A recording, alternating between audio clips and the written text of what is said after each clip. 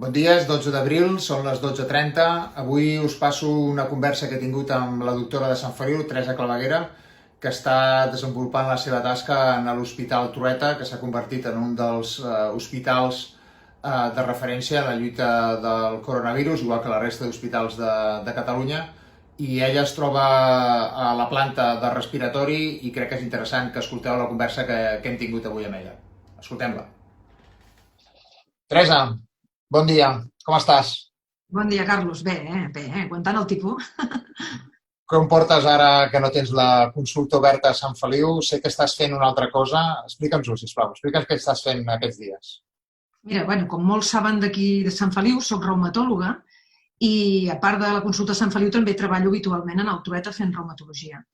Llavors, nosaltres som una branca de medicina interna i davant aquesta nova situació i d'aquesta pandèmia el que s'ha fet és reclutar metges que puguin donar suport en els metges de medicina interna, d'infeccioses, no a nivell d'UCI, perquè no estem preparats per estar a la UCI, però sí per atendre els malalts de planta i, si cal, malalts d'urgències hospitalàries. I estàs atenent a tot el tema Covid-19, estàs a planta amb els malalts afectats pel coronavirus.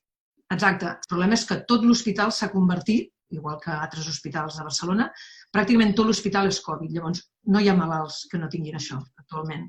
I, per tant, tots hem passat a fer de tot. Jo, en concret, estic a la planta de respiratori, que és una de les plantes més afectades.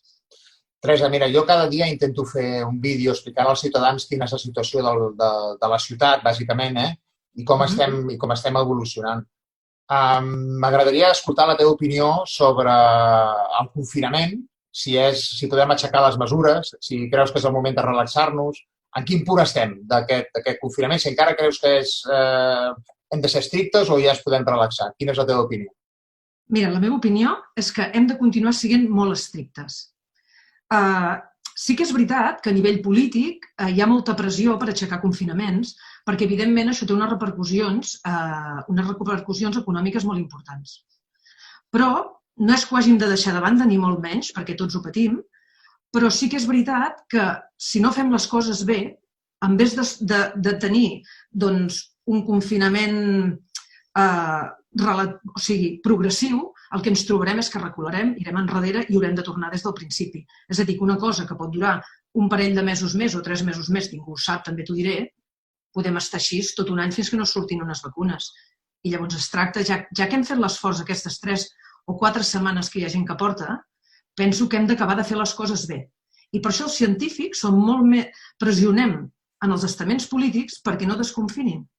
Perquè tot just ara es comença a veure una mica de llum. Sí que és veritat que s'està començant a aplanar la curva. I sí que és veritat que nosaltres coneixem més la malaltia, sabem quins són els malalts que aniran malament i poder disposem d'algun tractament més. Però també hem de pensar, hi ha molts metges de baixa. És veritat, tenim molta més infraestructura, pràcticament a l'hospital la meitat és una UCI, s'han habilitat Clínica Girona, Clínica Onyar, que poden atendre malalts greus, però és que els metges som els que som. I a més nosaltres anem caient. Si la gent es desconfina i torna a augmentar el volum, és que nosaltres no donarem a l'abast. En el sentit que creus que si ens relaxem, o sigui, el perill de contagi segueix sent viu, per el que dius, no? Contagis segueix havent-hi molts. Poden haver disminuït una mica, però poca cosa, Jo penso que el que s'ha millorat... Perdona. No, digues. Bueno, és reforçar el que deies, no? Que, o sigui, al final ens estàs dient que si som estrictes amb aquest confinament la cosa acabarà abans i que si ens relaxem i ens continuem contagiant uns als altres, el confinament pot ser etern, no? Podem estar si fallem en el desconfinament, tornarem al punt zero. Tornarem a estar al principi de tot. Exacte. Haurem de tornar a començar pel principi, perquè no hi ha altra solució en aquest moment. No tenim la vacuna que ho previngui. Encara que hi hagi fàrmacs que puguin ser efectius, els fàrmacs són per tractar malaltia, no per prevenir-la. Llavors, així el teu missatge cap a aquest confinament segueix sent això de mantenir-lo estricte per evitar els contagis de tothom, però també dels sanitaris. Entenc que vosaltres esteu a primera línia i esteu en el primer risc de tothom, no? Sense vosaltres no tenim cobertura.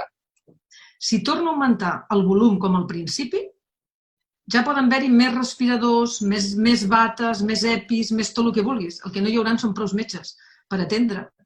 Ja hem recorregut estudiants, metges jubilats, Llavors no es pot permetre un repunt. I n'hi van havent-hi de repunts. I si no, ara ja ho sabrem que a Itàlia ha tornat a haver-hi algun repunt. Per tant, hi ha una sèrie de científics que estan assessorant els polítics i que ja ens marcaran la pauta. L'únic que hem de fer és com creure. És a dir, si ens diuen hem de fer això, hem de fer això.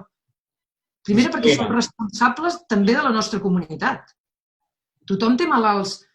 Mira, si la gent no es confina i això s'allarga, no s'està operant coses que no siguin d'extremada urgència. No s'estan fent visites d'altres coses, d'altres patologies. Tot s'ha frenat. Tots tenim algun malalt en quimio, algun malalt pendent d'operar. Tot això no s'engegarà si l'hospital no deixa d'haver-hi el Covid. Per tant, necessitem que la gent sigui superestricta amb aquest fet, en quedar-se a casa. És l'única cosa que els demanem, una mica més de paciència, perquè és en benefici de tots. Teresa, ha quedat molt clar el missatge. T'agraeixo l'esforç i des de Sant Feliu que estiguis a primera línia, vetllant al final per la salut de tothom, que és el que intentem fer tots en aquesta batalla comuna que tenim, cadascú des de la nostra responsabilitat, però amb un objectiu comú, no? Que és que aquesta cosa que ens ha atacat, aquesta pandèmia, la puguem eliminar el més ràpid possible. I la manera, com tu dius, és que ens quedem a casa encara, no? Encara que sigui en aquests dies que ja fa molts dies que hi som, però si ara ho tirem tot per la borda, haurem de tornar al punt zero, no? És que si no començarem des de zero. I si no, mireu, Xina ha estat 11 setmanes per obrir. Nosaltres en duem 4. És trist i deprimeix l'edat, però és així. T'agraeixo el missatge, Teresa. Molta força, endavant. Moltes gràcies. Cuida't molt, sobretot, Cuida't molt i ens veiem en una altra ocasió que no sigui per una pantalla. Exacte. Gràcies i quedeu a casa. Gràcies. Doncs amb aquesta conversa amb la doctora Teresa Claveguera acabem avui. Ens veiem demà.